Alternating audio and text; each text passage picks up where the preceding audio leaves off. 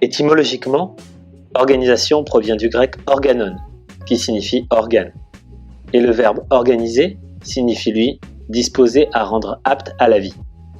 Ainsi, une organisation constituée par des individus subit les mêmes troubles que les personnes qui la composent. En tant qu'ingénieur, naturopathe et formateur, je dois bien avouer que de ce point de vue, la plupart des entreprises sont aujourd'hui malades.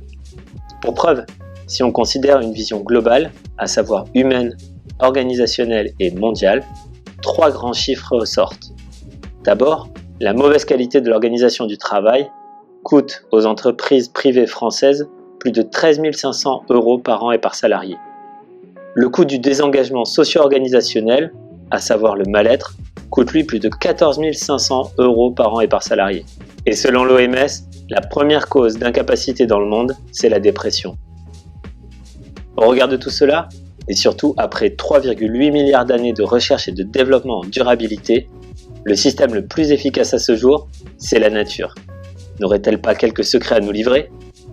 Aussi, mes propositions sont basées sur l'imitation du modèle de la nature et répondent à la question « Comment entretenir la santé d'une organisation ?» Je propose donc 2 types d'accompagnement. Travailler sur l'organisation en elle-même et accompagner sereinement les humains qui composent ces entreprises. D'abord, au niveau organisationnel, j'apporte 3 outils. Il y a le diagnostic organique, la gestion du temps et la communication bienveillante. Pour le diagnostic organique, l'idée est de pouvoir soigner une entreprise comme on soigne un corps humain selon les principes de la médecine traditionnelle chinoise, première médecine mondiale selon l'OMS. Ainsi, comme une colonie de fourmis, je vous apprends à répondre rapidement et spontanément à des problèmes complexes. Cela grâce à une multitude de comportements individuels très simples et qui font émerger une intelligence collective, souple et rapide à mettre en mouvement. Dans cette auto-organisation, le leader a pour fonction de donner un sens général et de pouvoir faire évoluer le navire de l'entreprise au gré du vent, comme un capitaine de bateau. Toujours dans l'organisationnel, je propose de la gestion du temps.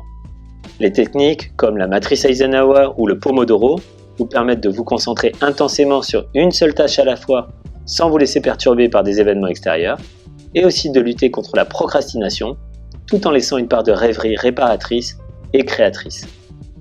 Le dernier outil essentiel, c'est la communication, car il n'y a pas de bonne organisation sans une bonne communication. Cet outil puissant permet de faciliter la résolution des conflits, mais il est aussi bénéfique à quiconque désire communiquer avec plus d'authenticité et d'efficacité. Quelle que soit votre casquette, dirigeant, manager, collaborateur, parent ou couple, vous y trouverez un dispositif précieux pour améliorer la qualité de votre communication, transmettre l'empathie, la coopération harmonieuse et le respect de vous-même et des autres. Dans ce cadre-là, les accords Toltec permettent efficacement de lever les freins des perceptions erronées pour favoriser une communication authentique. Mon deuxième volet, c'est l'accompagnement humain. D'abord, établir un leadership de qualité. Ainsi, le leader éclairé doit pouvoir être à l'image d'une toile d'araignée, robuste mais pas solide, souple mais pas fragile. Comme le caméléon, il sait s'adapter aux situations et se fondre dans le paysage. Il sait faire face ainsi à une grande diversité de situations très exigeantes. Et à l'image du roseau, il récupère facilement, plie mais ne rompt pas et revient à son état initial sans dommage après les turbulences. Fondamentalement, le leadership humain consiste à pouvoir prendre un groupe de personnes et les faire évoluer vers une destination qu'ils n'ont pas imaginée possible. Ainsi, le leader répond à la question « pourquoi » et le manager répond à la question « comment ». Et pour finir, dans le cadre du développement personnel, je propose de la gestion des émotions, des activités de Team Booster et de la gestion humaine de carrière. Pour la gestion des émotions, j'anime des cours de Qigong, de yoga, de sophrologie, de relaxation, de méditation et aussi des cours de volleyball. C'est un sport profondément non violent, car c'est le seul jeu de balle au monde où l'on ne tape pas la balle. Il invite à la résilience, car il faut absorber la balle et la faire évoluer de façon souple pour faire perdurer l'échange entre les collaborateurs. Je propose également des activités de type booster grâce à des supports comme le Ho'oponopono, l'EFT et le MDR. Ces outils permettent de limiter les tensions émotionnelles, de remettre en cause les vues erronées, tout en faisant évoluer les comportements. Et concernant la gestion de carrière, tout comme pour devenir un papillon, la chenille doit quitter sa zone de confort et abandonner l'environnement avec lequel elle est familière. Les individus peuvent aller vers le renouveau lorsque les conditions du milieu le demandent. Pour cela, les techniques les plus puissantes sont la ligne de vie, le blason et l'ikigai. Initialement, je suis ingénieur en mécanique des fluides, spécialisé en énergétique des systèmes. Après 8 années passées à travailler pour Airbus en aérodynamique, je me forme à différentes techniques d'accompagnement en France et à travers le monde. Depuis 2013, je suis formateur et j'apporte ma qualification auprès des organisations afin qu'elles puissent se soigner comme on soigne un corps humain. C'est le principe même du biomimétisme. Que ce soit dans l'accompagnement des dirigeants, dans la communication bienveillante ou dans le développement personnel, de nombreux clients m'accordent déjà leur confiance. Parmi eux, il y a bien évidemment des entreprises, que ce soit dans le cadre du CE ou des différents projets, mais aussi des associations et des mairies.